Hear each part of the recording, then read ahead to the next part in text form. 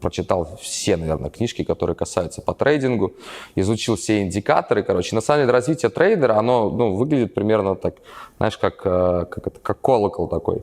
То есть где ты начинаешь, типа, совсем как бы ничего не знаешь, потом ты вообще знаешь все, все инструменты, все книжки, все наизусть, ты можешь там посоветуйте 5 лучших книг по трейдингу, бам-бам-бам-бам-бам.